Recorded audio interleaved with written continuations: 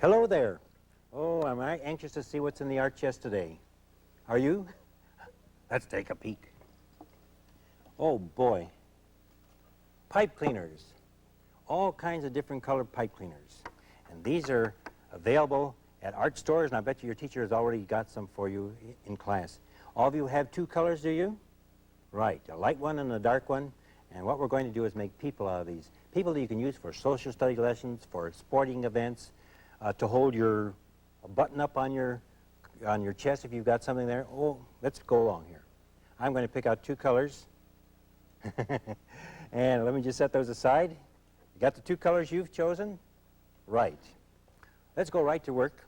And I'm going to take one of them. And this one's going to be the head and the feet. So what I want you to do all now, get hold of your pipe cleaner like I have it. And I want you to get hold of two ends and bring it together like this. And put it so that you're holding both ends in one finger. Can you see that all right? Okay. Now, take your little finger, because this is the head here, and reach up in there, and that's it. Put your finger there. And as you release now the bottom part, this is the head, take it and wring its neck. There, you get a chance to wring somebody's neck. Take it and twist it around. Don't do it so tight that you can't pull your finger out. But there it comes. I'll pull it out. I've twisted it here. Here's the lower part. All right, there's my head, my neck, and my feet. And just to make sure that I know that it's the feet, what I'd like you to do is take and bend the foot up on the bottom just a little bit like this. There you go. See, so we get the little direction on the feet. There we go. All right, that's our head and feet. I may do something with the feet a little later on that'll help me hook it down. Now the other pipe cleaner is going to be for the arms. Boy, are those long arms. Well, let's see, I think I want that to show up a little bit more for you. I'm going to use yellow. Pardon me for just a second. What I want you to do is put the pipe cleaner by the neck and then pull it along until you think that the arm is sticking out there far enough on one side. Can you see that all right? Here we go. Here's the legs, and there's the arm sticking out there. Bend this tool just a little bit so you can see that that's the hand. Now the other end of the pipe cleaner is way too long. Of course it is. Now what I want you to do is take the pipe cleaner from the neck and bend it straight down between its legs like this. And if you were to take it away, boys and girls, it would look like a 7. Yes, okay. Is it backwards for you? But anyway, there's one arm out there, and it's coming straight down. Now the next decision you need to make is where does the belt come? Here's the bottom of the feet, and there's about the knees, and then there's about where the belt comes. Take and squeeze the pipe cleaner together where you think the belt is. Hold on to your one hand. Now we'll make the sweater by taking and starting this around and around. There you go.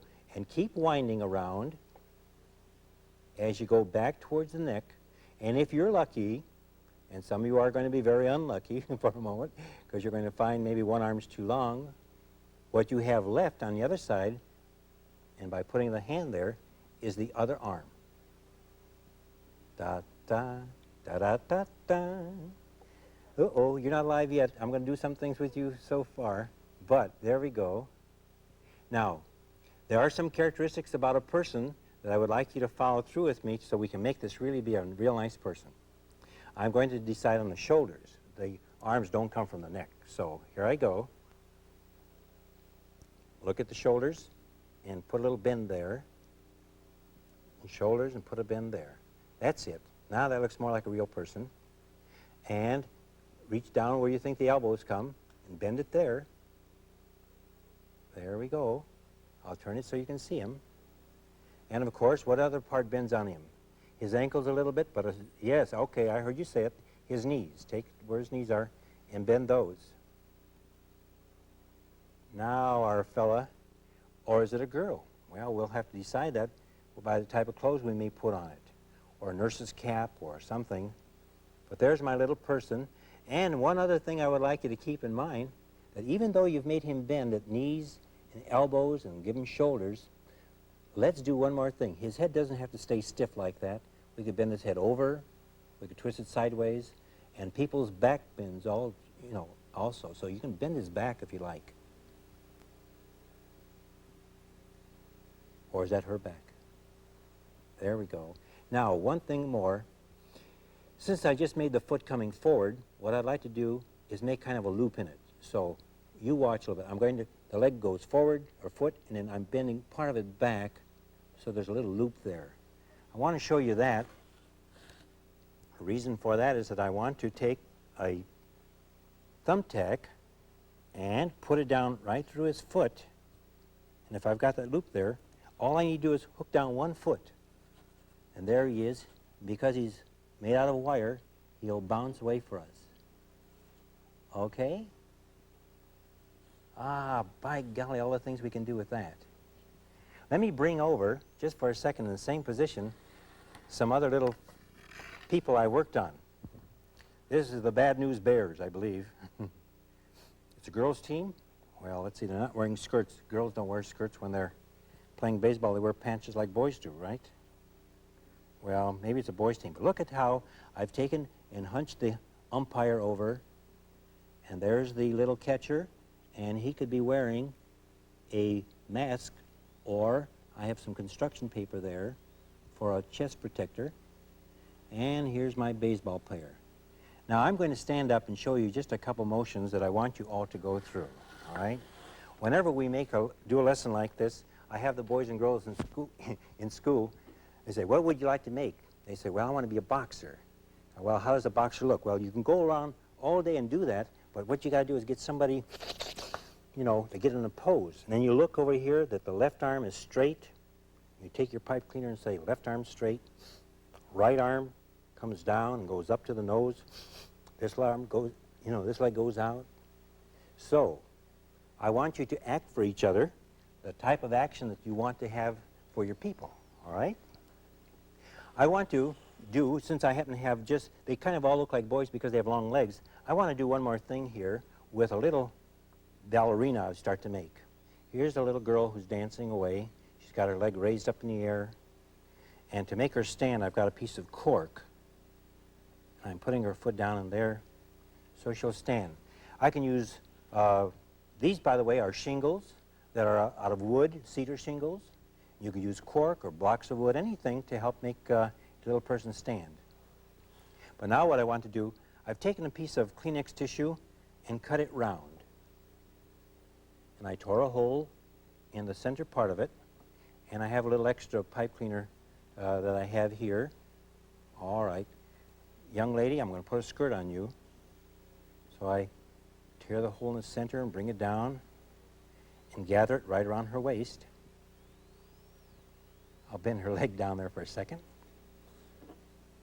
Oh, I bet you can figure out all kind of ways to dress a person up. There I go, wrap her. And there she is. Da-da-da-da-da-dum-dum. Well, golly, that's not a ballet song, is it? There we go. All right. Now, just as a little thing that some of you boys and girls may want to try in classroom, I had this on a cork, and if you get a big enough cork and you put the person standing there, you can put this in a big tub of water, and it'll float, and it'll spin around and dance. So you can make boys or girls, something like this. Hey, right now, too, the Olympics are coming, and some of you may want to do some projects for the Olympics. So I happen to have a wire, maybe very difficult for you to see, but maybe I'll make a pole vaulter. Here's my person, and let's see, here's a wire, and I'll wrap that around his hand up there. See, what's he got? 2 hands on it. Okay. Both hands. Oops, and his wrapped around real good, Mr. Mihuta. There he goes. And look at him spin around there. By golly, can you do something fancy with that? Oh, he's in a circus. You're going to have so much fun doing these. You really will. Now, please, if you'll do this with me one more time. Do you have a second pipe cleaner? All right, if you don't, regardless of that, watch me go through this one more time, just so that the boys and girls who had some difficulty doing it, you watch one more time. I take the pipe cleaner, bring the two ends together, hold it one hand, put your finger there, and twist it. Someone asked me, can I put my pencil there? Well, you can put a pencil there, but it makes the head too small. If you have something the size, but I like you to use your finger. There we go. Twisted the neck. Here's the feet. Okay. That's the way. What was your biggest problem that you had? I know where it is because I've done this so many times with you in the first and second grade. You got this part all right. When you fold this down part, trying to decide where the belt came, right? All right. Now swing that around. Go round and round back toward the top. And don't really worry whether your person has long arms, short arms over here, a fat head, skinny body, knees are bent in the wrong place. People are made so many different ways. You just look how different we all are, and we'll just accept each other that way, right? Sure. Get this like this. Oh, I know. You said a sword fighter. I heard somebody out there say a sword fighter. Okay, there he goes. I'll put that there. And I have a toothpick. There he is. Can you see his toothpick there? He's got it. Okay, get that arm out there. Thrust. Put this arm up over your head. Like that. Okay, charge. Same way now. I do this. Bend the foot back a little bit and take a tack. My girl just laid down there for a second. And put this here on your wood board and put the foot down there. Just need one. Okay. There's my toothpick again for the sword. You can make two sword fighters and have them sword fighting. Can you see that okay? And here's this other person. Well, I need to give him something in his hand. Well, you think of all the different sports activities or dance, fine arts, anything that you may want to, and you decide on the subjects you want. I've had boys and girls do whole football teams and baseball teams and played games with it. And my wife does something kind of interesting too. She takes and she makes the little fellow around Christmas time. We hang ornaments on our Christmas tree. She sometimes takes and puts his legs around a candle, puts a match in his fingers like this up here. He's going up and climbing the candlestick to light the candle for Christmas. Now, all you've got to do is use your imagination, and these people can express so many wonderful things, and I hope you have a lot of fun, just like I had today, okay? We're going to see you again next time, and we're going to see what's in my art chest, and it's always a surprise, oh my, what's in there again? We'll see it next time. So long for now.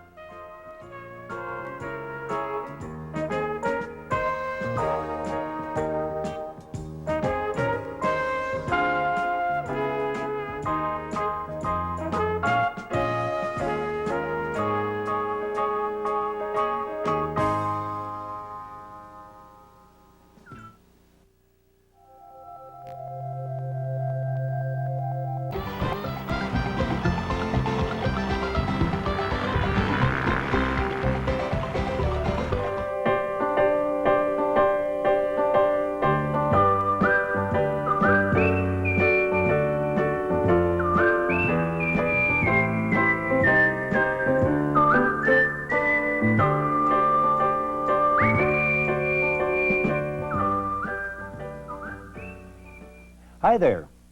I have a very special friend with us today, and I want you to meet her. Oh. Oh, yes. Now get set because she's going to surprise you. She's got her eyes closed, but here we go. She's blinking at you, and she's blinking at me. This is what we're going to be making today, paper bag puppets. And you boys and girls will bring in from home a paper bag that fits your hand, and we'll work on our little faces like this. Mademoiselle, I'm going to set you down for a while we work on our lesson. Is that okay with you? Okay. I want you to, first of all, look at my face.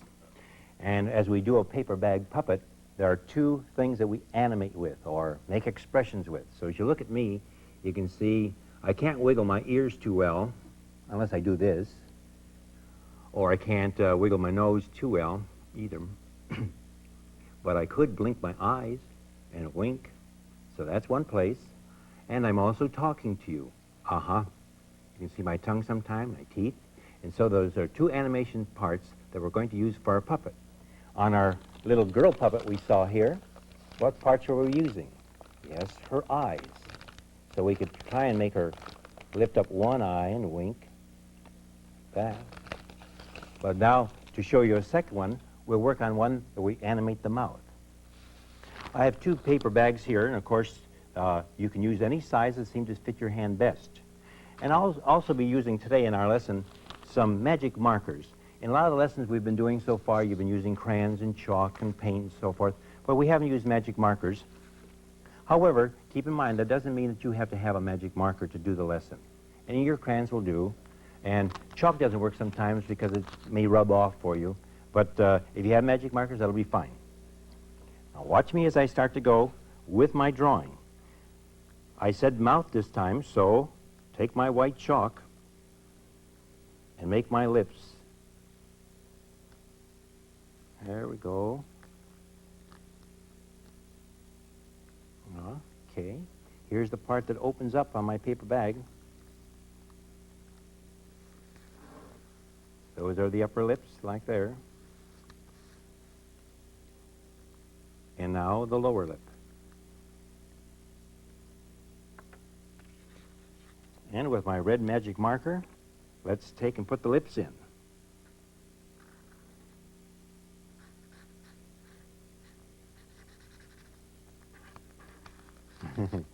Red lips, yes. And we'll come down and catch the lower part.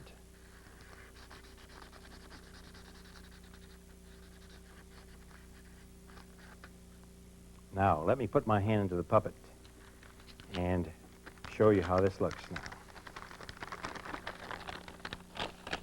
So now I have it, and I want to raise it up. Wow, look at the big mouth we have when he opens his lips here. Okay, I'll work on that so that it works a little bit better. Let's go back now to the open section of his mouth. You need to fold back your paper bag and think of this great big mouth being opened up. Wowee. At the very, very top, we still see some lips there. So let's get some right in that spot. Now, what else would you see inside a large mouth that opened like that? Yes, you might see the tongue, and since I've got the red, let me take and put a shape in here that would represent the tongue. And sometimes you may see the teeth and sometimes not. But let's add the teeth so you'll know how to do that, all right? I'll use my white chalk today, but if you'd want to, you could take some white piece of paper and say, what does teeth look like? Draw them on your piece of paper, check to see if it fits your puppet, and then cut those out and you can glue that down. Very good. Let me take now the white chalk, press heavily on this.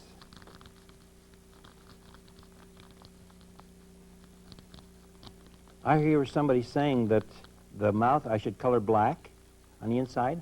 When you open your mouth, it's black. Yes, you could do that, I believe. I think these teeth I'm making somewhat separate as I go along. I think probably if you look at your teeth, you'll see some teeth are more flat, some come to a little more point. Now to have that also show up just a little bit better for you, what I'll do is outline the teeth a little bit here.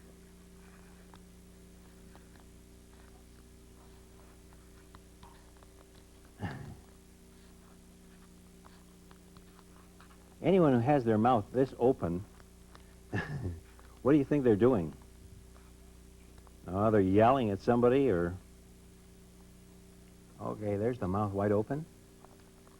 and there's the mouth closed. Well, let's try it again and see how far we've gotten. I'll go inside my paper bag. Oh, solo mio, oh, solo mio, oh, la yara. So what can you do? You can use your puppet over here as one of your characters in class to talk to and be a part of a play. Yes, I know, there's some other parts that are missing. Let's go and we'll do those. Eyes, yes. And again, remember, crayons or cut paper, all these will work. I happen to have a little spot here that's loose, but I could glue that down from the paper bag. As you make the eye, if you want to, you can leave one spot that you don't color in, and that little spot will look like a shiny spot. Look at each other's eyes sometime, and you will see that when you go to color in an eye, you don't always have to put it in real solid. Oh, just keep like that. Oh, yes. Some eyebrows and eyelashes. Good.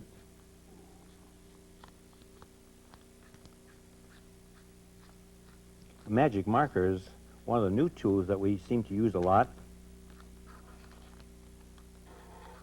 The paint, you know, the coloring comes out real good. Okay, what do I need here for my nose? Well, we'll just little red nose, orange nose. We'll take and draw that. Here we go. And maybe a couple little nostrils. All right. Once again, let's try again. Now we have our face coming pretty good.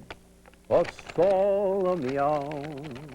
Oh, solo mio. You're going to have fun doing this. Yes, okay, I hear you saying there's some more parts missing. Let's work on those. I need some ears, you say. Red ears? All right, well, give her red ears. Fold your paper in half if you want to do this way, so that when you make a pair of ears, they'll two look alike. Oh, you don't want them to look alike? Well, just to help me a little bit, I'll make the two looking alike for a minute. A girl was making one of these in class one day. Then I watched her working on some other silver paper and so forth, and I wondered what she was doing for a moment. Didn't take me too long to guess that she was working on some earrings. Yes, she had taken her ears over here, punched a couple little holes down the bottom, and took some silver and put it through and hung some real beautiful earrings. I've got my two ears. Let's set them down on the side and get the glue. There we go. But I think I've got a little bit too much glue in here. I'm going to pick a little bit of that off. I'm doing it with my finger. Now, what can you do when you've got too much glue on your finger? Well, you always have a piece of scrap paper handy. You can wipe some additional part off. And then you've got some on your fingers. You can just kind of rub it, and you'll get the extra part off. We wouldn't want to put that on a desk somewhere, would we? All right, back inside, put the ears. Press on those.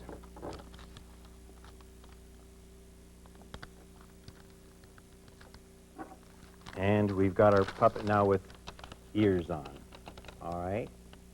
Now, I'd like to show you a couple more things that we can do, and you boys and girls will want to try some of these yourself, because I could tell you everything you should do, but what can you do for hair?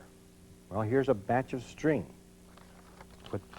Staple some string on top, glue it there, yarn. I was working on some hair a little while ago, just out of black construction paper, and it curls up in the back. You see I've cut little slots in it. That can go over here on the top. So we have the hair there, the hair in the back. You can put designs in the ears, and if this is a fellow, come down with his chin and put a bow tie. Let me just do a couple things real fast on him here. Get a big bow tie. I could do that with colored paper, put stripes on his shirt. All right. All those different things you can do with your paper bag puppet. let me set them aside. I want to show you two other things to do with paper bags. This is done a little bit different, but it's the paper bag, and the inside of the bag was stuffed with newspaper and then tied, and then the back end is flanged out to make the tail. Then with some additional construction paper, glued right across the top, we have the top fin and our two lower fins. And so this can act as a nice mobile in your class. And yes, a puppet too, because I can take and put my finger in the bottom, punch a hole there, and then I could take and talk to my fish, and the fish could tell me all about the things underneath the ocean. Yes. One more. Here again is a paper bag that I've stuffed with a head in the bottom. And let's see, I think I've got something started ahead of time. Where is it here? Well, let me show you what I'll do. I'll put this down so I can staple that and go along here and draw a couple feet. See, that's coming down there. And then decide that he has some shoestrings.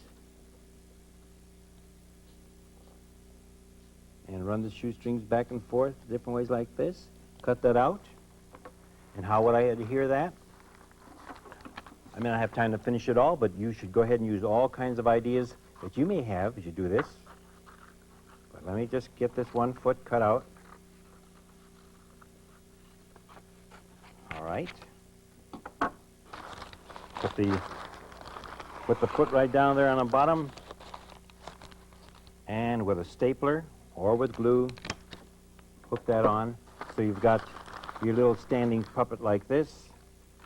And you can go ahead now and decorate the face. Put a hat on, yes, hair, nose. Put a cork there or a button there. Right. And bow tie again. So you've got puppets made different ways. And this one could be a puppet too, because he can go dancing around for you and talking to you. So, all kind of ways to get our puppets. And what I want you to do now is say goodbye to all the boys and girls out there, and wink and bye-bye. We'll see you again next time and see what's in our chest. So long for now.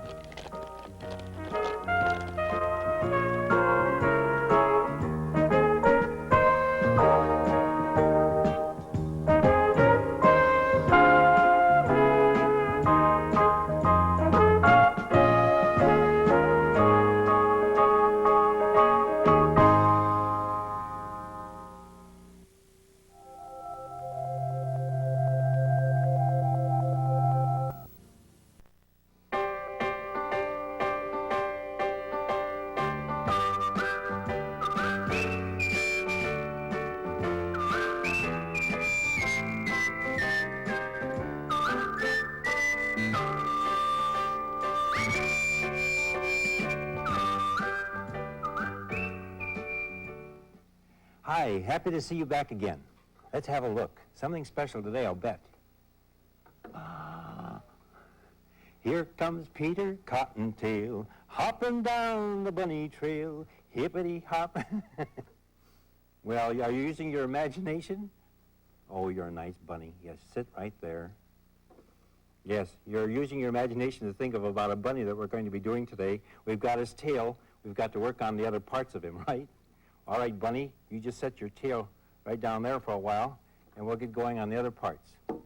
Now, you're going to be drawing bunnies, and one thing that I want to get across to you is that let's draw bunnies in some different positions. A lot of times, teacher wants to put a bulletin board up in the room, and we have bunnies looking all in one direction if I show you how to draw them only that way. But let's draw them from the back and from the front and from the side, sitting up and so forth, all right? So what I'll do is I'll get my manila paper here. This is a piece of newsprint paper I'm going to practice on. You watch real carefully as I draw the bunnies just out of a couple of circles. Now put the circles in different positions so you can see how it works. When you practice too, you may want to do what I'm doing. I'll fold my paper up a little bit so you can see. I'll get some little division lines here. There we go, in half. And I could fold it in half this way. There we go. This doesn't have to be real even, just dividing my paper apart. I'll keep the other paper on there, and I'll put a dividing line a little bit so you can see where my folds are. All right. Very good. I'll use a pink crayon or a light color crayon as I start to draw the circles so that you can see that, and then we'll go over it with a dark crayon so you can see all the parts. Watch now as I put my bunny circles on here. Let's see, let me turn my paper this way for a moment. Circle there, a circle there. Okay? Let's see, since I have this, watch this now. I'll turn a circle so it's sideways a little bit. Circle down here, circle up here. Does it look like a bunny to you yet? Well, bunnies are kind of round. You'll see what these different parts become. Let's see, I'll try one more. Put the circle here. You notice that when I'm drawing two, these are practice lines. I don't have to worry about just making only one circle. If ever I want something to get a little larger, just go ahead and use some extra lines like that, because those are drawing lines that aid me as I go along. Another circle maybe down here. All right. When you start to do this on your paper and you practice whatever you want to do, put circles in different places like that. You'll see as I draw my bunny more completely, and then you'll see how those circles really help you. Let's look at this one now for a moment and pretend that we're seeing my bunny from the back side. Oh, there's his funny tail. All right, let's take his tail. And I'm seeing from the back, so we'll give him a little old curly tail back there and come up. Now, his back and his neck kind of come together, so I don't see those two lines there, but I do see his ears, top of his head. I don't see his eyes, no, because I'm seeing the back of his head.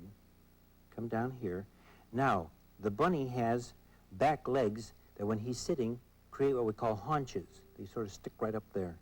So do that like this and come right on down when you do yours. And that's the back of our bunny. Now, let me cover up his tail. If that were the front of him, I just put my two eyes here, and nose and whiskers, and then put his couple little, can you see that there? His couple little paws coming down. And that would be drawing him from the front, looking right straight at you. But now we have him from the back side.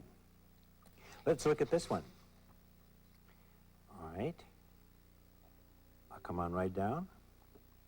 Boom, there's his tail. Put it there. Now this circle I have here is that part that's his haunches. That haunches is a part of the arm that kind of comes down and lays right down on the ground like this, and he's got the kind of shoulder that's up on top. So here we go. It's a part that curves like this. We call that his haunches. Then let's do something very special now to show you how you can turn your bunny in different positions. When I start to put his eyes on here, before I put the ears, instead of putting one eye on, I'll put an eye here and a second one, and right away now, the circle, instead of being just in one direction, he's turning and looking towards us. And if he does that, then let's come up over here. You see I'll have his ear, and here's one that's flopped over. And down his face with his little nose. Then we can just come up part way, and here's a paw, and here's another one. And we can come that right behind. How you like that? You want another foot? Yes, you see 2 feet, and you see one here. What shall I do? All right, that's fine. I heard you. Put the other foot back there, then he's standing. There we go. Oh, I forgot. All right, I hear you saying, where's the whiskers? Fine. So there he is from the back. There he is from the side, standing up. And let's go to this one that we have here. And he's sort of laying down. All right. We'll put only one eye on him this time. Here. Put his ear. One ear laying right down on his back. Because you know what bunnies do? When they hear somebody coming, they kind of pull their neck in and pull their ears down near their back. I also notice as I go along, I can use my crayon this way to kind of indicate the fur. Up into the head there, and we'll come down. Before I draw this line with my black crayon, you notice that I go and put my front paw, first of all, there, so that when I draw this other dark line, it's behind. That's it. All right, remember the second circle I have here? What was that called again? His haunch. Down, and there's his back part, and now we'll get his tail. Oh, I haven't forgot. No, there's his tummy. All right. Maybe you can't see the other leg too well here. What if I want to put something in his hand? Because I've drawn this one, which is closest to us, we'll now take and put a bit of a carrot. There it is. And we'll come out with the other arm and come right around with the other side, and whiskers. And there we have our bunny in that position. Now, I have one more other spot on a piece of paper over here. What would you want to do? I'm going to let you try and experiment with your bunny in different positions. I'll do it with my dark crayon, but let's say you do your bunny with a big circle and a circle here. He's laying down. All right. See, get the positions, haunches and feet. Oh, there we go. You see, you can put your bunny in all kinds of positions to get that. And I will want you boys and girls to take your practice piece of paper, and when you work on it, you do all those different strokes that you want in the circles to get positions. And really, when the teacher goes and puts the bulletin board up in class, you can say, look, my bunny's looking that way. They're looking to see if the farmer's coming. They're looking to see where the last batch of carrots were located, or cabbage, whatever it might be. Okay. All right, let me start to do a paper sculptured bunny now. As I do this, I'm going to draw with my chalk, all right? I'm going to put my bunny, I believe, in a sit-down position. I say circle in a way when I draw this, but really what I'm saying what? Kind of an egg shape, right? That's called what? All right, maybe an oval. My bunny head. Notice how I overlap these two lines, because the bunny has kind of a thick neck. If I put the circle way out there, then it would look like you have too skinny a neck. All right. Ear, haunches, and his foot, and his tail, and now one of his paws. Now I need to do this. Go back on your bunny, and if you think that your circle needs to be corrected, you just go ahead and correct that with your chalk again, so that your bunny just seems to flow real nice together. All right, we don't worry about that spot there. All right, take my scissors and we'll go and cut him out. Something about cutting paper out too. Look what I'm going to do here first of all. As I cut the bunny, cut sections of your paper off first. We'll have different sizes. Yes, some of you will draw smaller, some larger. But I like to have you do this because you have then a batch of extra paper that's left that you can exchange with somebody in case you decide to make some colored eggs to go with it or something like that. Okay, here we go. Again, I try and take nice full cuts with my scissors, and I don't turn my scissors so much, but I turn the paper. Yes, turn the paper.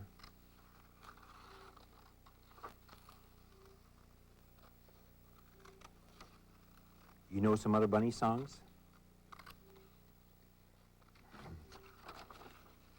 I like that Peter Cottontail song.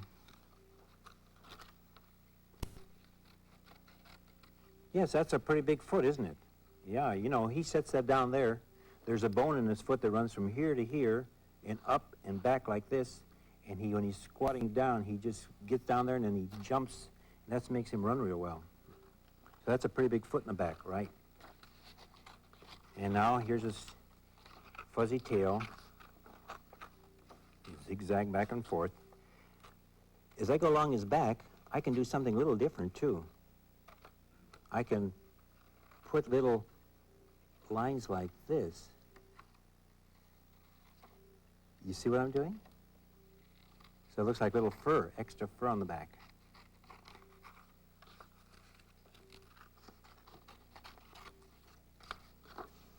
Paper sculpture says the bunny will now become more 3D. So watch what I do to make him become 3D. I like boys and girls to solve their problems this way a lot of times themselves, to figure out some ways. I can make it become 3D by wrinkling his tail up, but we'll put its bunny tail there. Look at his haunches now, that one little line that came around. I'm going to cut it there. Here I go.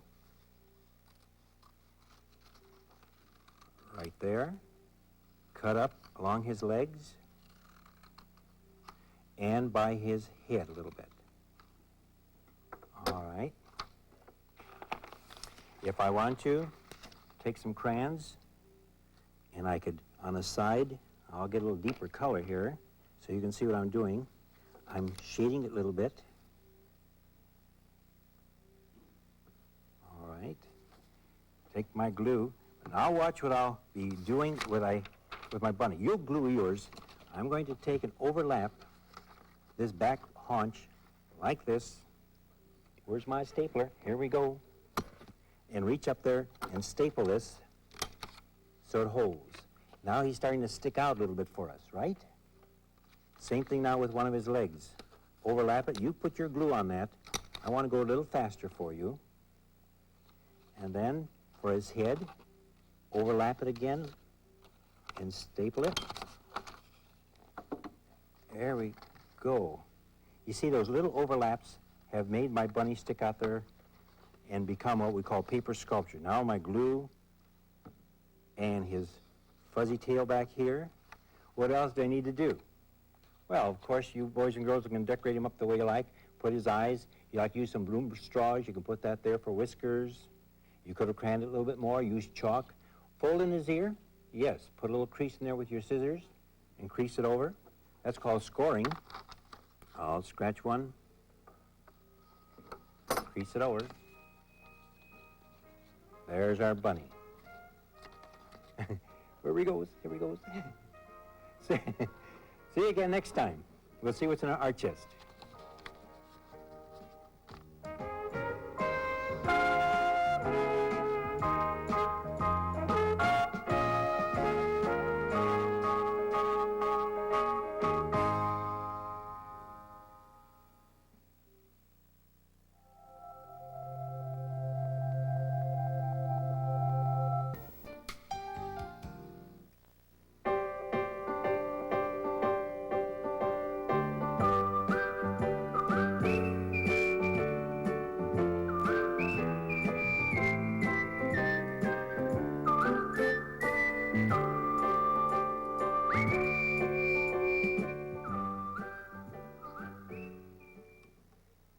Come, let's have a look in the art chest.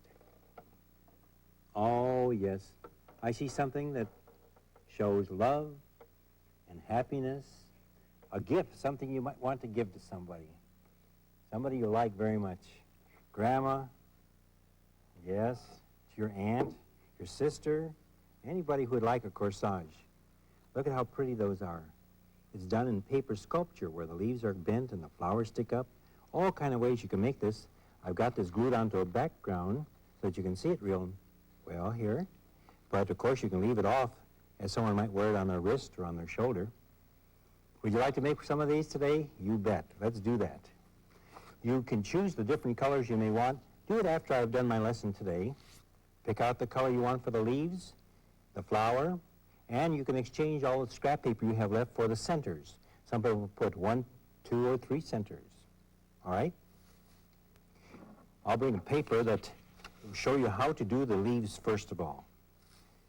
Keep in mind now as I do my drawing that there are some instructions I want you to follow very carefully, and later on you'll not run into any trouble. We want to draw a stem that will hold all the leaves. I want that to be extra thick, all right? Make it so because we don't want the leaves to tear off. I'll start at the bottom, come up through the center, and go up near the top. Again, as I'm moving along, watch what I'll kind of check. That's, see my finger? That's at least as wide as my finger. Your finger might be just a little bit narrower, but make it wide enough because we have to glue flowers to that, and we don't want it to be too skinny. We won't see that so much because that's going to be underneath. Then at the far point, put a leaf on the very end. Now coming down each side, you go ahead and add some additional leaves, and keep in mind you're going to put them on so they're real strong. There we go. Notice again that where it's attached, it's wide as my finger. All right.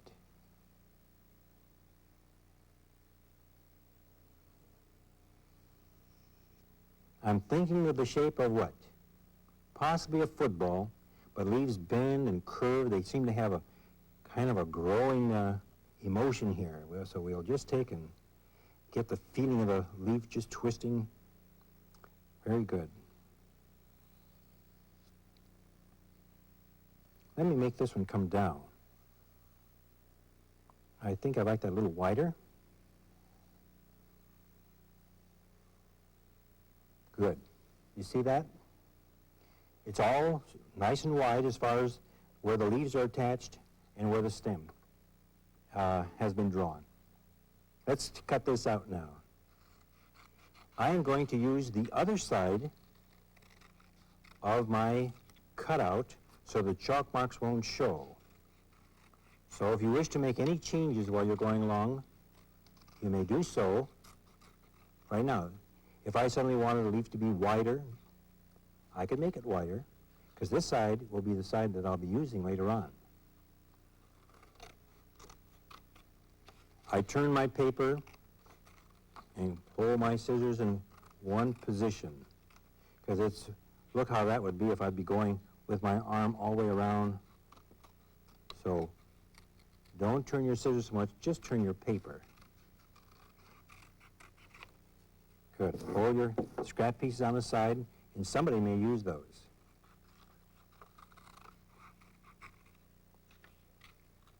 What does a corsage mean? Did somebody ask that? A corsage is a group of flowers all put together in an arrangement, and people wear them on their wrist, or they wear them in their hair, or on their dress, you know. Papa doesn't get a corsage, does he? No, but you could, if you learn how to do this lesson, if you would want to, you could make him one flower with some leaves at the bottom, and he'll have a boutonniere. That would be real nice. And if you'd like, even though these are out of paper and they don't smell like flowers, we might bring in a little perfume and spray it. So we would have our paper smelling just like flowers. How about that? There's our stem and leaves. Now, here, the chalk mark is here. We might wipe it a little bit, but we're going to use this side. So there it is, nice and clean. With my scissors, the leaves have different other types of designs if you wish to add it. You know, I cut little niches on the side here, but let me show you on this one. I'll cut little slices with my scissor so the leaves have little points. Look at leaves. Do you have a plant in your room right now? Look at the leaf and see what it looks like. If I were to do that on one side, do it on the other side too. All right.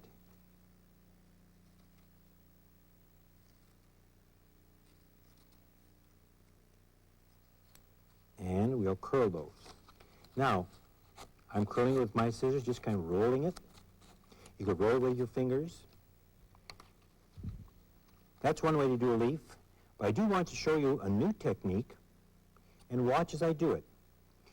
Sometimes I've watched people do it with their fingernail. They could do it with the point of a scissor, with a little fingernail file, something sharp in your desk, not real that it would cut you, but something that you can press down on the paper, and watch as I do this.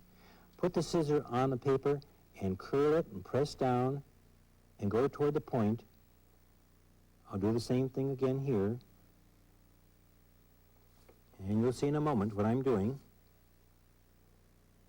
From the stem toward the end of the leaf. And what will happen, your scissor scratch the paper, and this is made out of wood, paper. You'll find out, paper is made out of wood. And what we've done is we've broken those little fibers there, and when we squeeze it together,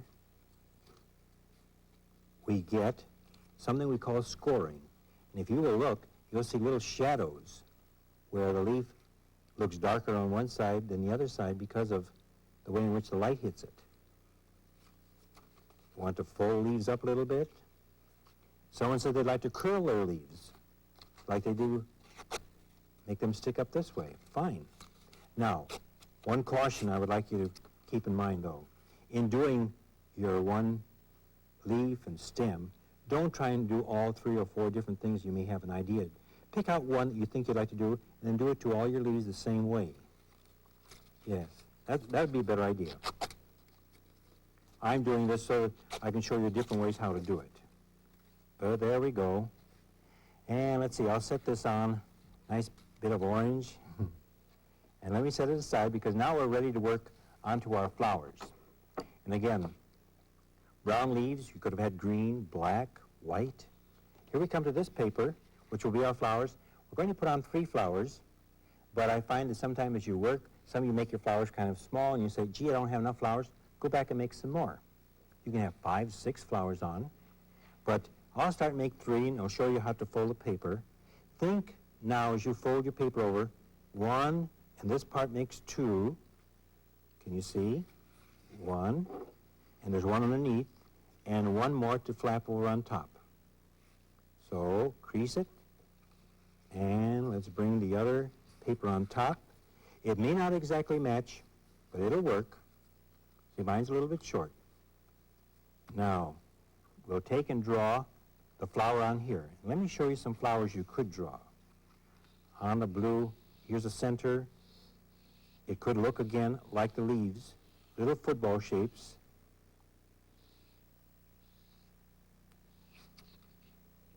See how that would be done? And of course, if I were to fold this in half, you would get 2, wouldn't you? But we folded ours, so we get 3. Look at this flower. Out, back and forth. That's the way the stem looks. And you add the rest. Another one, but make up your own kind. Here's one with long points. It does take a lot of cutting, and the spot in the center is rather skinny, and you might tear them off, so be careful, but it does make a pretty flower. All right, we'll set that aside. Come to mine now. A center and points. Again, my points on the flowers, where they hit the center, are very thick, not real thin as it comes to the center.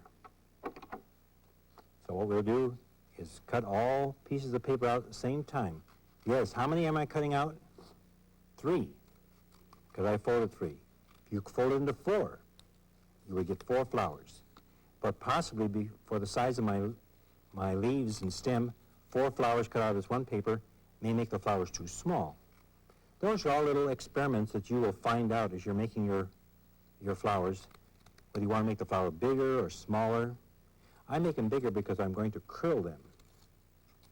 You'll see what I mean when I get there. Okay.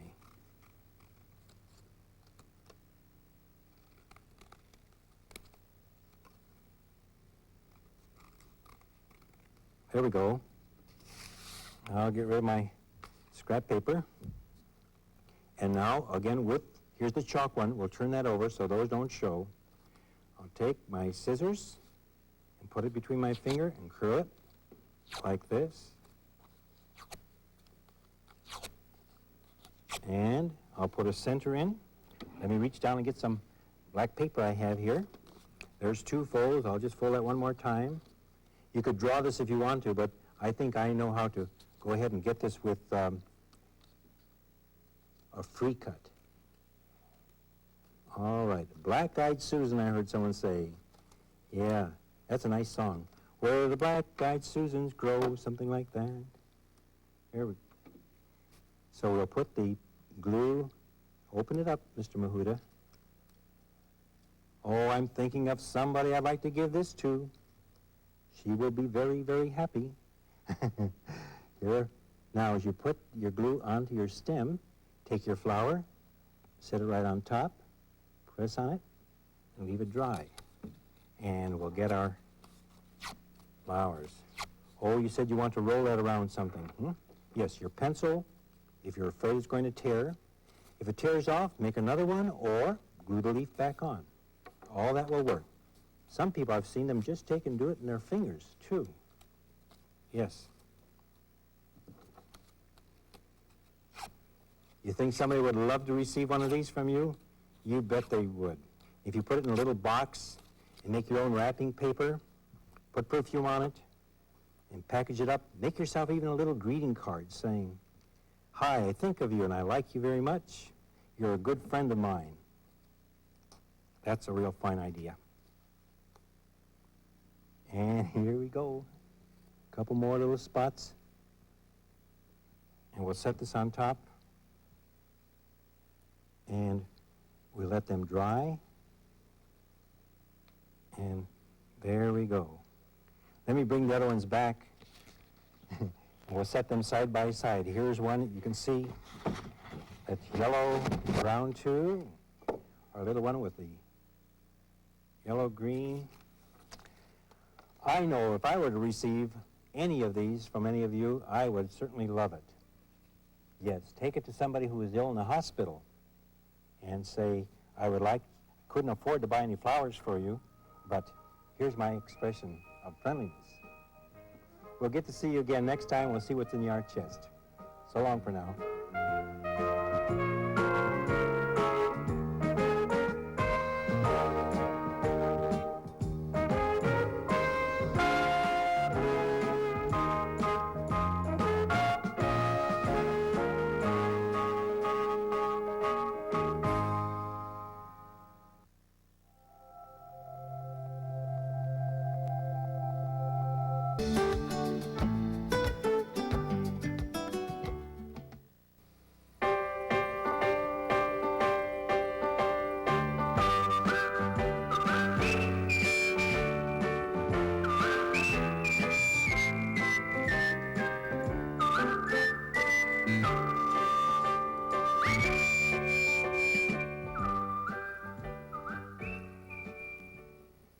Hi there, and welcome back.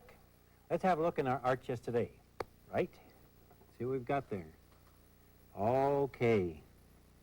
Look at this beautiful, beautiful egg. It's larger than the one you have for breakfast, I'm sure. But look at the beautiful shape.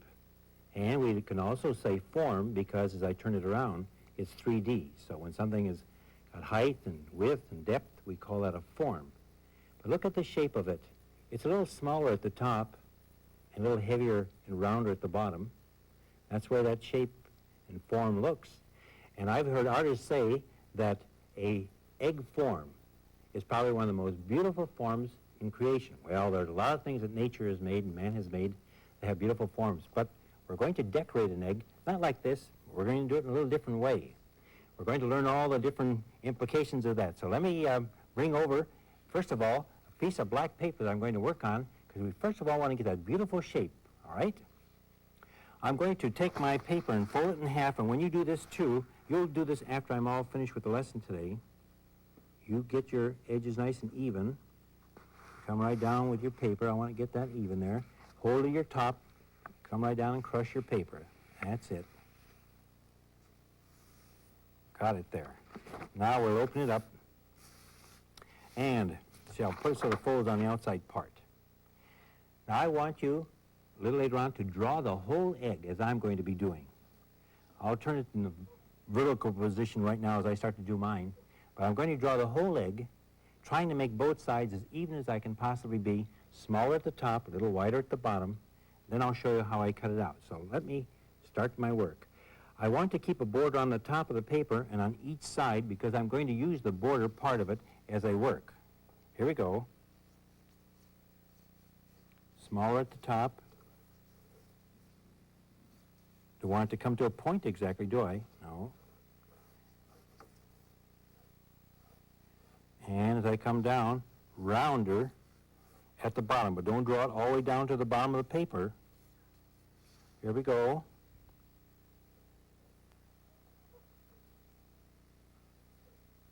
Now let's see, I'll turn it in different positions. Sometimes you get a feeling of how the egg looks when you turn it around upside down and backwards and so forth. But it's real nice for you to try and draw the whole egg like this, first of all. Looking pretty good? Yeah, see the bigger part at the bottom, a little pointier on top. I think I like that. Now, I'll say to myself, do I like one side better than the other? By taking the paper and folding it back the way I had it before, I'll start to cut it out now and just cut one side. So both sides are going to be even, right? Here we go. Do you remember now that as I did this, I kept that border part over here big enough so that I wasn't too close to the edge. take nice full cuts with your scissors. I'm off the line a little bit, but that doesn't matter as I go along and shape my egg. Those drawing lines are only helping me as I go along. Good full cuts with your scissors, that's it. That's why we want to do it. Now, open up the egg, and there we have it. See, a little smaller at the top, bigger at the bottom. And we'll set this egg aside, because what we want to do is use the border part. That's the part like this. Okay, I'm framed. All right. Now what I'll do, let me bring over some designs that appear in wallpaper books and someplace else and lay my border on top so you can see how the designs can develop. Wouldn't that be a pretty egg? See, I've got my egg shape there. Now, that would give you an idea how to do this. And you can walk up to your teacher or your papa and look at his suit or your mother's dress and put this frame right against their clothing and say, gee, I'll make an egg design like that. Sure, you look around at things in your room. Maybe you've got special kind of wallpaper. Here's one that's rather interesting. This is from crayon rubbing, as we did a printing lesson, and I put on top. That Easter egg, or that egg there, has all kinds of airplanes on it. And here we have a printing lesson we've done in the past. Let's see how this looks. Are you getting an idea of what I'm saying now about your design? So you could use any technique you may want to as you go along and design your egg. We'll use colored chalk today, but you can use watercolor and so forth. And by the way, here is a watercolor, one done by a boy, and he experimented with his watercolor painting and took the border and put that right on top. Isn't that pretty? All right. Keep your border handy, because we'll keep using that to check on your drawing to see how you're coming along with your design. The paper I'll be using is a manila paper, which is what we call cream manila, and it has the kind of color of an egg. Eggs are white, and some of them are beige color. And that's what we'll use as we start. Now, one more thing as we work along, since we're going to be using chalk, and yes, chalk is smeary sometimes, we'll assist that by using our paper towel and help smear it. So get your paper towel later on and do this to it. I'll wrinkle it up. By doing that, we soften it up so that you can wrap your finger as you smear. If you do it with your finger, of course, your fingers get all covered with chalk, and then you put dots all over the paper, and you say, I wish I hadn't done that. So you put your finger into the towel, and you wrap the towel around your finger like this. Yes, and you see then you'll smear with it. All right, I'll set this aside, and let's pick out a color of chalk that I want to get started with, and we'll go across the paper. Now, looking at the designs I had circles and squares, different kinds like that. I'm thinking right now of an egg that has cracked. All right, when an egg cracks, you're going to eat it. It makes like, well, a zigzag kind of motion. So let me use that to start on my piece of paper, all right? Here we go.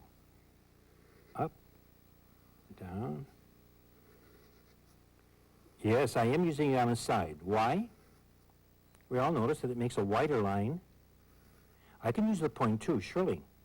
But I'm using it here on the side now. I'm getting that feeling that the egg is cracked. All right. Now that is soft. So what do? Get my finger, put it inside the towel. There we go. And now I'm going to rub that in. When you look at egg designs, maybe you dye eggs at home with your mother and dad, you'll find that the egg designs sometimes are, well, when you look at it, shiny or dull. Now, what do you think about the chalk? Yes, the chalk here gives us a sort of a soft feeling. If you use wax crayons on an egg, of course, it would be shiny probably. But then what we need to do is we have that extra chalk there. Carefully as you do this, but we get, by blowing a little bit, get some of the extra chalk off. One nice thing about doing designs is that once you've made one design, it sort of tells you to go ahead and make another one that goes along with it. Here I have these little jagged edges. I think if I take the blue and make a square in there,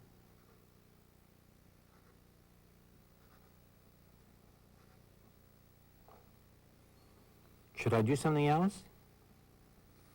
Let's see, that looks like it's along the bottom. Should I put one on the other side? All right, I think that's a good idea too. That's called repeating a design in art, and it creates nice rhythm. Yes, rhythm and repetition. Repeat, and we go bunk, zip around the corner, bunk, and zip around the corner like that. And let's smear those a little bit. Now, someone might say that what if it gets too smeary and you lose control of it? Once in a while that may happen, but we'll show you a technique here that can help that out.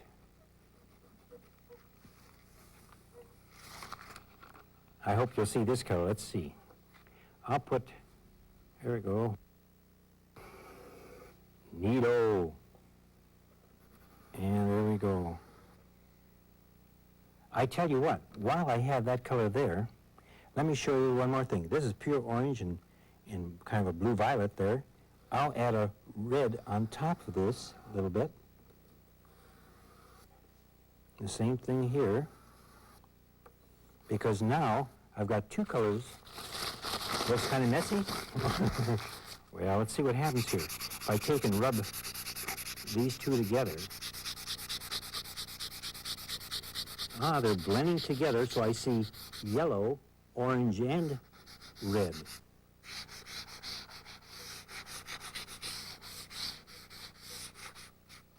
You want me to check it? All right. Let's have it right there. We'll bring over our border and set it down on top of our egg and have a look to see how we're going. All right? We want ours to go this way. I hear somebody saying that if this is a egg we're designing, can we put bunnies on it or some other things? Well, let's see. If I turn my egg in a position like this, I can put different kinds of drawings up here, different lines down here. Maybe part of that ought to be pictures. But sometimes I find when boys and girls do this, they like it better when they're all done if the whole egg is a kind of a design or all of a picture. And if they start to mix the two together too much, then when they're all done, they don't seem to like it as much. That's something you'll have to decide a little bit too for yourself. Let's go to another color for a moment. I'll try something different now with the point. All right. Yellow again. Here we go.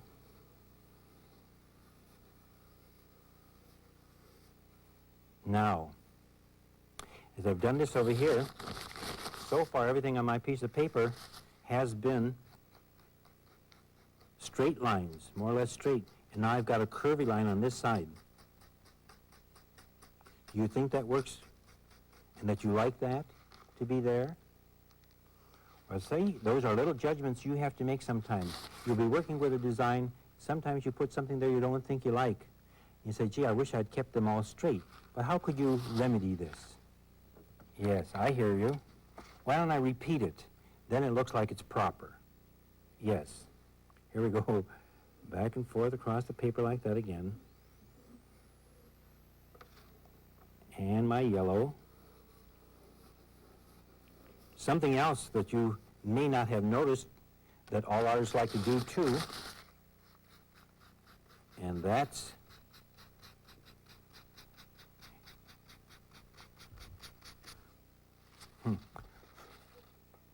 Oh, I did blend the colors, surely. That's what I was going to say here.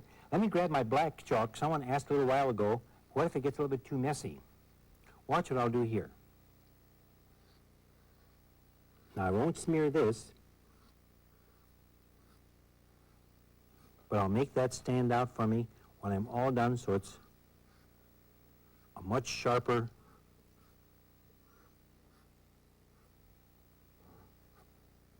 You see how that sharpened that up a little bit? Here's this one color I've got coming down. I can go right along this edge now and add some additional design. Oh yes, there it was. Somebody was saying it in class, I heard them. Blank space. Look at the spots that I left blank on my paper. And I didn't color in. That's called captured space. Very good. So artists like to do that too. Colors, repeated designs, and so forth. I could keep going, but I'm going to close now by putting my design on top. I need to finish it. I want you to do your egg design. I hope you'll have a lot of fun doing it. And we'll come back next time. I know I've got a lot more things in my art chest for you.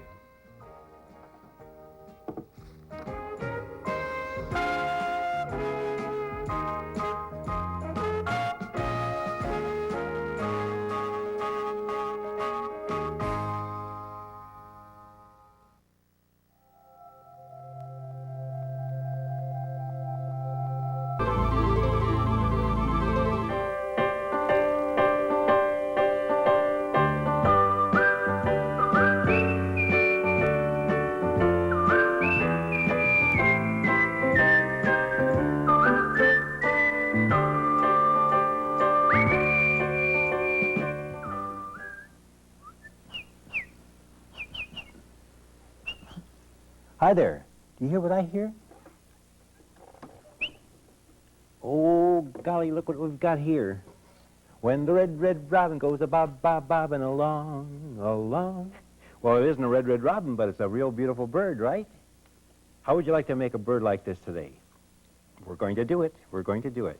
And by the way, while we're talking about birds, they're such special animals for us. Farmers love them because they eat the bugs. We like them for their pretty song that they sing. And, oh, golly, let's make some birds. All right, paper sculpture. At your desk, you should have maybe, or you'll have it after class, and your monitors will bring it to you. 2 pieces of paper, one that you'll use for the body of the bird and one for the wing. You choose the colors you want. And by the way, if you want to, yes, you may choose 2 colors the same, because if you have a red bird and you want it all red, you can do that. Then save all your scrap paper as you work on lesson 2, because you're going to exchange all the scrap paper for little polka dots if you want to decorate your bird up, and for the eye and so forth. All right, ready to go to work? You watch me now. I'm going to take it step by step, and we'll see how it goes. Long sheet of paper that we'll choose now for my bird's body. I'll fold it over, get those 2 edges as even as I can. Come down and crease it. That's it. Birdie, I'll set you aside there for a moment. All right. Now I'd like to have the top part of the paper, the folded part, on top as we do the drawing. If you draw it the other way, well, we'll have a little bit of a problem. We can always solve it, but let's get that part on top when you do your lesson. All right. We'll be using a piece of chalk now, and as I go through the lesson here, there's some things I want you to be real careful about, and that's the neck and the tail as we work. I'll start with my head, and I'm not going to make a complete round circle, more or less a half circle like this. All right, and right up to the top, and draw the bill. That's what you'll be doing as you do it. Now, the next part, I want to be careful. I want to get the bird's tummy. Yeah, that's his tummy, right there. I would like this neck part to go right into the tummy. And if you'd like to, you can check with your finger by putting your finger right down on your paper like this to make sure that this part is extra thick. Once in a while when you do the lesson, one boy or girl may make this a little too skinny, and then when the bird starts to fly, his head starts to wobble too much, maybe he tears off, all right? So you keep that part extra thick. All right, here we go. Now I'll come up, and again, I don't want this to be too thin, but swing way over to the edge of your paper. Bird's flying upside down for you? Huh. All right, there you go. You see him now? There we go. There's his tail. And then if you like, put his tail feathers by drawing these tail feather lines like this. Very good now. Let's check that one more time. We want to make sure that that neck is a little thicker, and the part that attaches to the body, the tail, make that a little bit thicker. All right. Watch me cut this out. Did I forget? Nope, I have my folded part up on top. Don't worry about your chalk marks that you see on here, because we're going to do something to get rid of those. Are you figuring out what I'm going to do? Well, yes, I hear some of you saying, why don't you cut the chalk mark off? Hey, that's a good idea, too. I'll go right along and cut the chalk mark right off. That's an extra good reason why I want to make this part thicker then. Oh, I hear someone saying, if mine doesn't look like yours, Mr. Mihuta? Well, I tell you what. Some birds are going to have bigger bodies and bigger tummies and so forth, but that's going to make all the birds different. Have you ever seen birds that ever look alike? When we look at wrens and robins and blackbirds, no, they all look a little bit different, so don't you worry. Your bird can be a comedy bird or a funny bird if he's done different. I'm doing something here that I could have shown you a little different way now. We could take and cut back into that spot, but I've turned my scissor right around, and I'll set my scrap paper aside. There's my bird now. Okay, see, he's open on the bottom. Yes, someone is telling me what I could do. Surely, you see, if I have those chalk marks there, I'll take the bird and just turn it inside out. Fine. Carefully fold it over. That's the way. And crease on it. Press heavily. There we go. I'll set my scrap paper aside. I'm ready to go to my next part of the bird. By the way, while we're doing this, and I start to make the bird's wing, keep this in mind for just a moment, that if you take your hands, hold your hands up like this with me right now. Okay? Take your hands like this. Turn around so your thumb's on the outside. Now cross your hands over, one on top of the other. The thumbs over here make a bird's head, and there's your bird like this. Now that's kind of what we're going to be doing over here on our paper. We won't be using our hands, but we have our wings looking much like our hands. And this is a way to make a nice eagle flying around. Let's go to our wing now. I'll fold the paper in half, not the long way this time. There we go. So that we have our wing. Isn't that pretty? Look, it wants to fly already. All right. Now, if I were to use this for my wings, I could lay my hand right down on a piece of paper and trace it. Once in a while you see people trying to do that, but don't you like to learn how to draw all by yourself rather than tracing something? Of course. So let me do this now with my chalk. I'll draw a wing and another one coming way out. Use the whole piece of paper that you have. Don't hesitate. Now you may have 3 or 4 feathers, any number that you may want. There you go. You see how that looks? It does kind of look like a hand, right? All right, let's cut that out. Take our scissors and now here we come to that spot I was showing you a little bit with the bird's tail. As you go along and cut this, cut back into the feather. But then what I'd like you to do is, and rather than try and take your scissors and turn around and come back out, sometimes that's rather difficult, just start from the back or the outside of the wing and cut towards the center, and then your scrap paper will come off. Good. Yeah, that's the way. You remember how we're going to be doing this. You're watching me now, and you're thinking of the colors you're going to use for your bird. Yes, I hear someone talking about birds migrating, travel to the north and to the south, different times, make their nests. We have a lot to read about birds and things that they do. Here we go.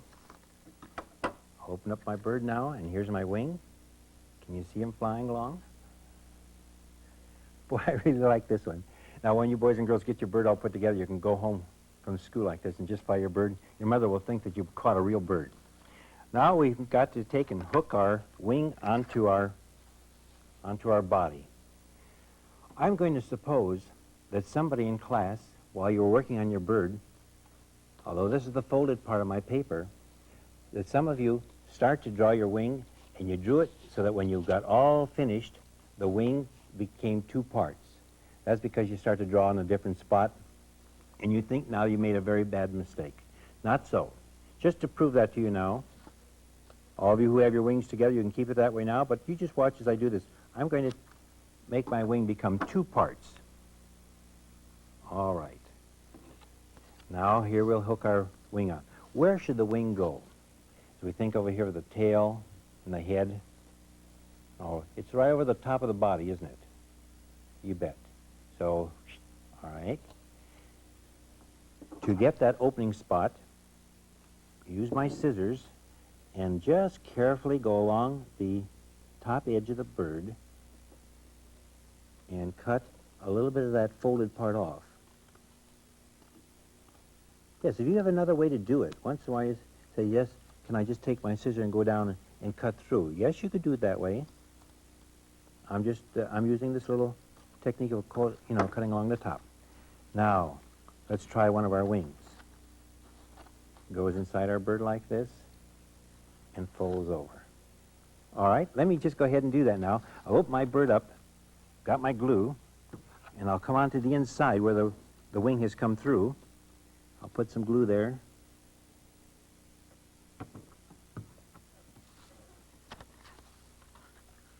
And set my wing right there. And now my other wing on the other side. There we go.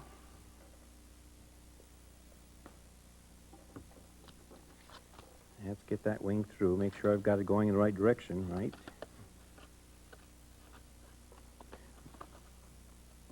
Okay, I'll fold that over. Squeeze it together. And now, gently take your wings and just roll them down. There it goes. Now, certainly, decorations, yes. You remember how we worked on one lesson, you learned how to curl paper? All right, we could take our scissors between our thumb and pull on it like that. And that'll curl our wing. For the body is still flat. Well, what we'd like to do then is maybe roll it around something like a crayon. You take your crayon and just curl it like this so it makes the body more round, or a pencil. That's it. And what else should we be doing now? I won't do each step along the way because I want to leave a lot of ideas for you too. Yes, the bill. Let's look at my other bird here as I have it for a moment. You have some scrap paper. We can take and cut, part of the yellow paper that somebody has and put a bill on that side and a bill on this side. I happen to have a paper punch along and some scrap paper. And when I do this in class with the boys and girls, it's nice to have a couple cups handy. You can take your paper punch and punch through a batch of scrap paper like this, and you get a whole bunch of, boy, they're dancing all over the place. And let me set it a bit here. Put a little bit of glue down some scrap paper. And I'll show you another little technique with a pin. You take a pin and just put that pin right down and pick up. See how I did that? Sometimes it's hard for you to pick it up, but you can pick that up like there. Whoops. And go to your bird and put eyes and decorations on. There you go. You can do it by yourself with your own hand. Surely you can. But the polka dots I've just cut, now you're going to go ahead and use to decorate the wings and the tail and the back. Someone said feet. Oh, yes, all right. On my one bird, I have some feet as if he's coming in for a landing. Yes, so you can draw that. If you don't put any feet on, the birds, when they fly, they fold their feet back in their bodies. Right. Now you've got the curled part for the body. You put feet on if you want. Decorate with the eye. Put decorations on the wings if you like. And then put your finger in between. And when you go home from school tonight, you can carry your bird, or maybe we want to decorate your school first, right? Decorate the room up for a while. And then when you take it home, put it there, put it on your hat, and then run down the street, and your bird will look like it's flying, and you've got a good buddy. We'll see you again next time. We'll see what's in our art treasure chest, right? So long for now.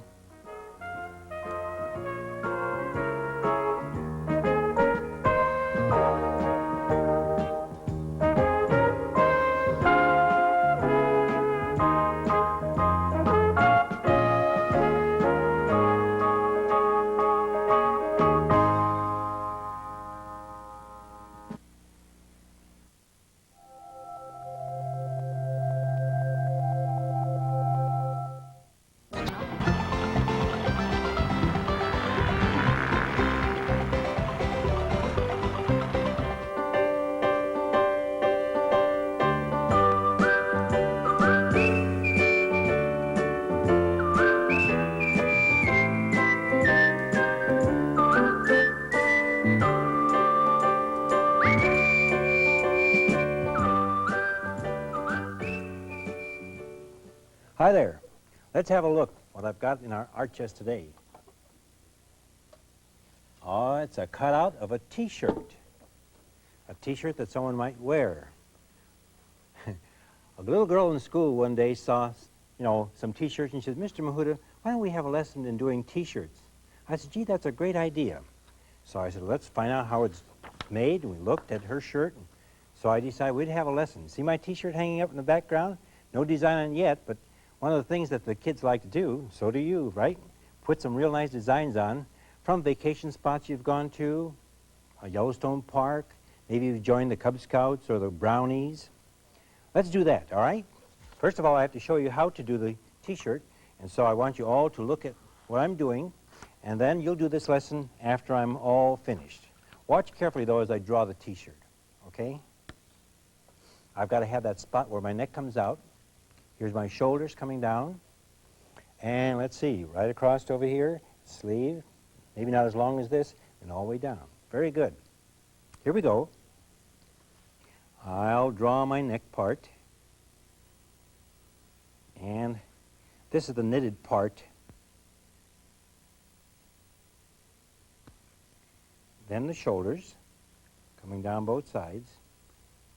Don't worry if they're slanted more or less. Then we have that sleeve, curves here and there. Now let's come down with the sleeve. And here's a section that is folded over to make the sleeve a little stronger. Fine. Okay, doing okay? I'm doing fine, right. Now I'll come right down and get it nice and wide so I'll have a lot of room for design.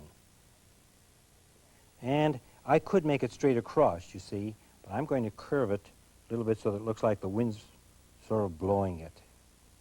Has more of a design effect, right? Good. Now I'm going to cut it out, and should you want to make more than one design, you could draw your T-shirt each time you do it. It's true, and each T-shirt's different, so that's all right. But if you want to cut out more, do what I'm doing. I've taken 2 pieces of paper, the green underneath, and I'll cut it out now. Keep in mind what a design that you have that you'd like to put on the shirt. The young lady who was talking to me had just joined, let's see, the girls joined the Brownies, right? I think it was the Brownies, and she was so happy. All the Brownies had a very special T-shirt, but of course she was one of the late joiners at the time, and she didn't have one. So she was going to make one up. She was so anxious, she was going to make one up for herself, so she'd have it before hers came in. I'll get rid of this extra paper. Whenever you're cutting with 2 pieces of paper or 3 or 4, pull very tightly onto this paper so it won't move for you. All right.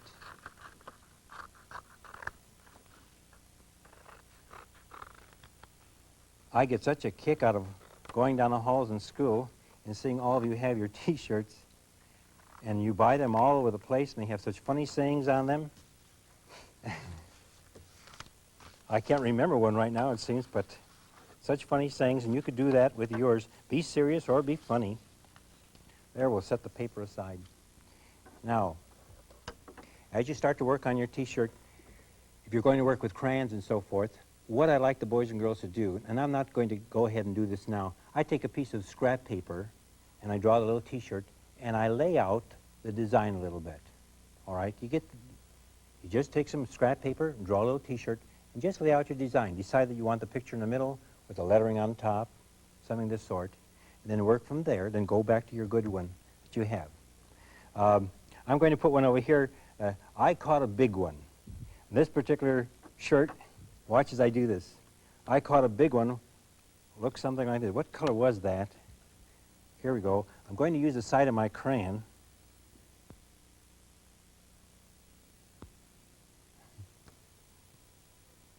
I guess at this fishing resort, the fathers who wanted to brag about how big the fish were that they caught, they had these shirts. The fish was a certain size. So I'm switching to another color.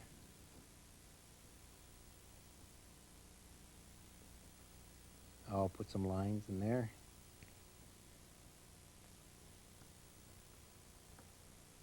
Look, I'm using the crayon around the side. I love crayons that don't have any paper on them. I really do, because you can get such pretty designs like that. All right, and let's see. He said, I caught a big one. Let's see where I'm going to fit all my letters. I caught a big one. That looks pretty good. I caught a big one. All right, here I go. Press nice and heavy. One thing you will want to do, how do you spell caught? C-A-U-G-H-T? Help me, is that correct? C-A-U-G-H-T?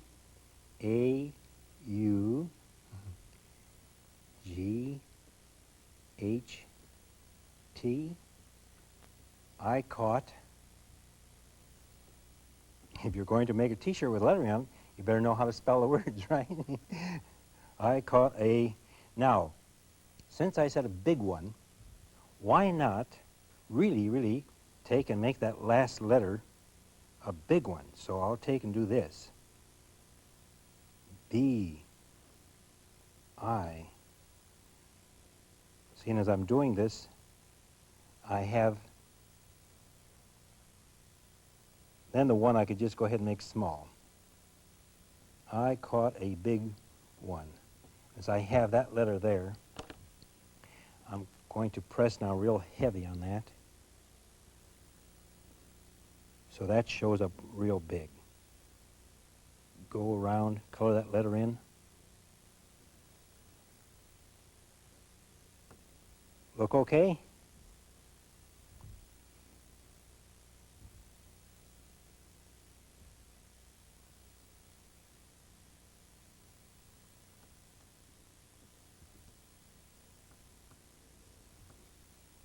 And maybe I'll just put a little bit of more designs on my fish.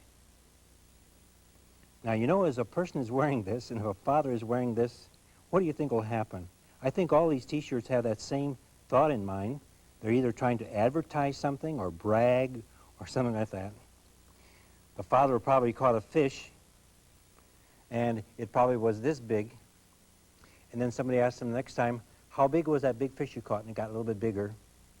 And then somebody asked him again, he keeps getting bigger. First thing you know, by the time he's all done, he probably caught a whale.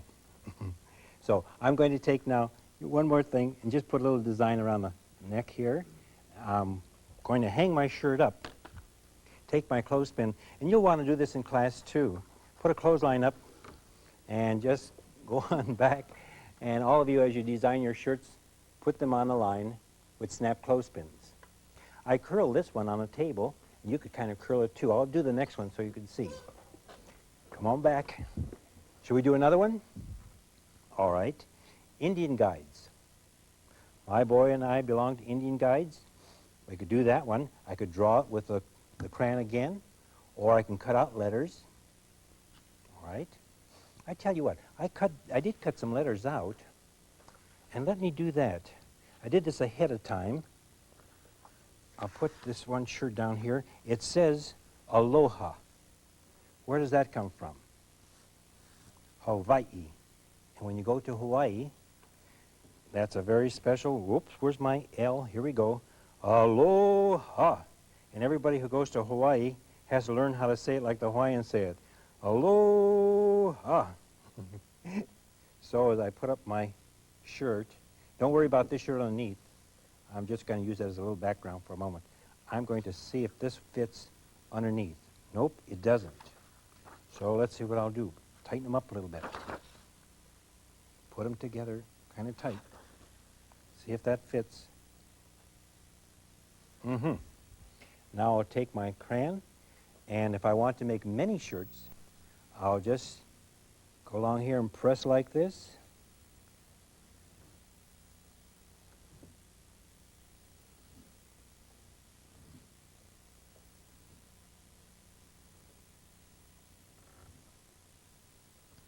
And look at my aloha coming out. Can you see that? Let me move it down just a little bit further, and I'll add another color and see if Aloha will come out one more time.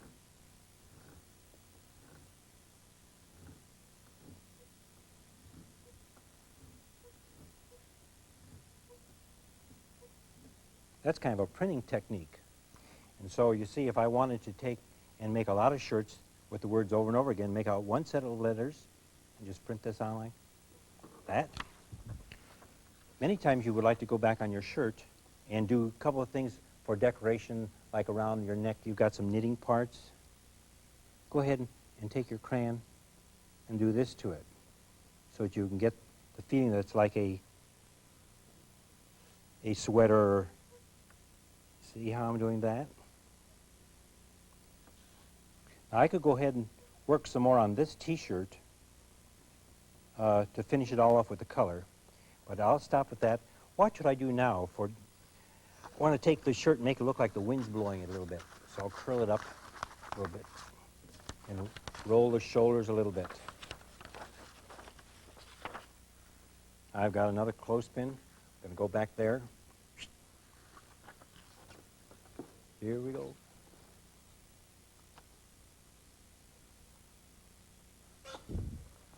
Okay.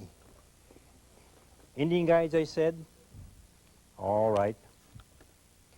When I laid this other paper underneath here before, I was trying to stay away from the texture on the desk as I did it. Let me just go now and I will get an Indian guide. I'll draw this. Here's the Indian's face. Do any of you boys and girls belong to the Indian guides? I guess the boys do. The girls don't, do they? Big Indian.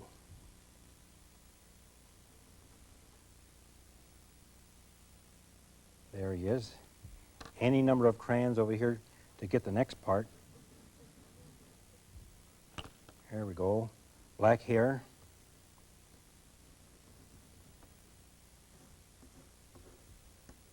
Sometimes you don't even need to have lettering on your t-shirt. As long as you have the picture, that might do it. But if you do lettering, I do want you to take time to make sure that the lettering is spelled correctly. You've laid it out carefully. There we go.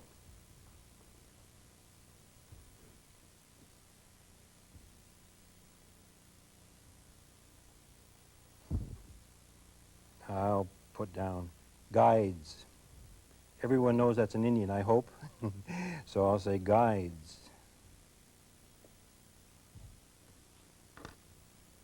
I know you're going to have fun doing this.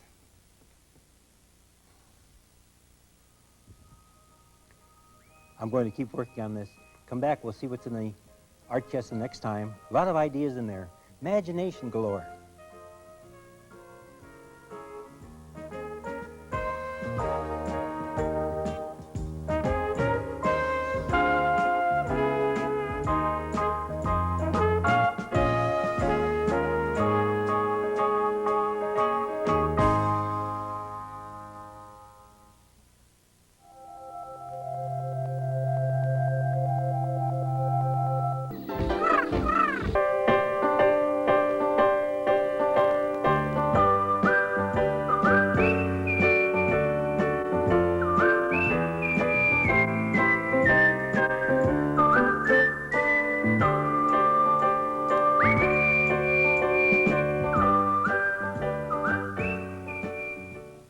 Hi there. Well, this is our last lesson for the year, and there's so many things I haven't shown you yet, things that you can do during the summertime on your vacation. Let's go to the art chest right away. Oh my, look at it, so many things. Well, let me bring them out and show you. Take some notes and, well, I'll have it listed in your teacher's guide too. Have a look at this. A spool that held thread, maybe your mother sews.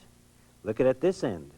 A rubber band, a pin pushed in there, a little nail to hold the rubber band, and on this side, a sucker stick and a washer to help it turn better. Have you ever made one of these? Let's try it. I'm winding it up, and I'll set it down the table, and here we go. It's a little tractor, and you boys and girls can make these and have races if you like. Very good. And sucker sticks, or little sticks like this. You can make little frames and little boxes, pretend you're building houses. Here's a cute little thing that was made out of it. I'll show it to you. Little lion. Yeah, see his feet down here in front? Now, how would you do this? Of course, you glue it all together, but when you wish to cut these sticks the size you want, use a pair of heavy scissors that Mom has or Dad has in the house, and soak the little sticks, first of all, in warm water. It'll soak up and get soft, and then you can cut it. And then, of course, here's the yarn. You can see the lion's face. There's the back. You can find this out in some craft magazine sometime. Now, here we go. A mouse that's made out of paper mache. And you have lots of newspaper around the house. You just take the newspaper and tear it up into little tiny bits, put it into a bucket, and then put water in it and let the newspaper just soak up all that water. Then add some wheat paste. Now that's what we put wallpaper on the wall with, but if you don't have that, flour will do. Here's a yarn for the tail, a couple little pins for the eyes.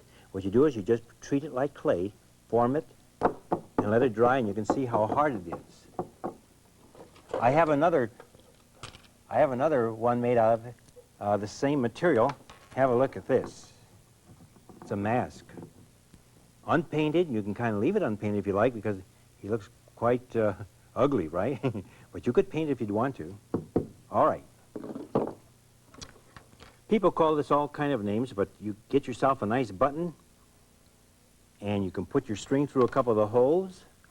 We call them buzzers. And I don't know what you might call it, but oops, here we go. I'm going to take it and swing it around so it'll start to wind up. And then pull on it.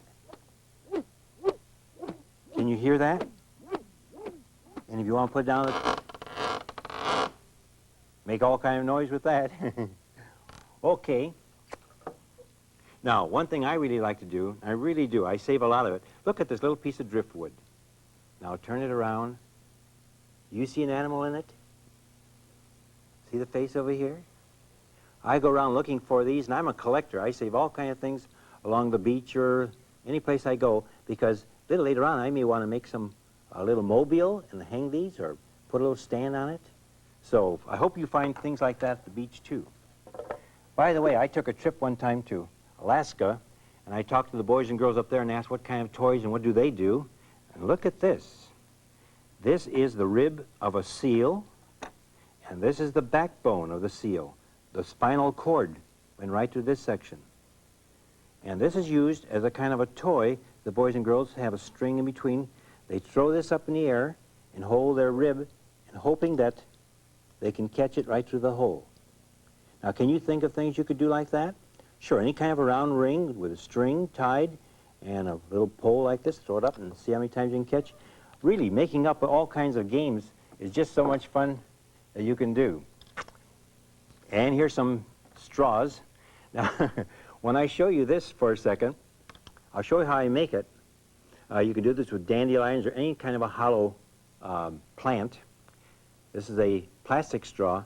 Now watch as I do this for a second. I'm going to put this in my teeth and squeeze on it. Bite down. Anybody know what I'm making? Well, I'm going to blow now, and this is going to become a double-reeded instrument. How about that? And if you want to go a little bit further, I worked on one the other day, and I cut a little hole in it, because you can cut several holes along the way. Here's a little tiny one. You can't see it, but like a clarinet or a piccolo. And again, now listen to the tone change. You can make yourself an instrument then. All right. Of course, one thing I really like to do, and I hope you do too, I gather all kinds of rocks when I travel. You find real pretty ones, different pretty colors, and then take magic marker, or if you have paint at home, and go ahead and paint it. How about that? Now these can act as a paperweight for your dad, and you can give this to somebody as a present. And you can just do that all summer if there's nothing else. And of course, if you go out and get, like along the riverbed or someplace, you get some raw clay. Now, sometimes our clays that we use are very pure clay. We buy them in stores. But if you go along the riverbed, you can scoop up some raw clay and form it and get your little tiny animals and things you wish to make and let them just air dry. Here's a little type of dinosaur, and here's a real cute little dog. These have been baked in the kiln already, so they're already dry, but you can do that, and I think I've got a couple more down here. Look at the little bird.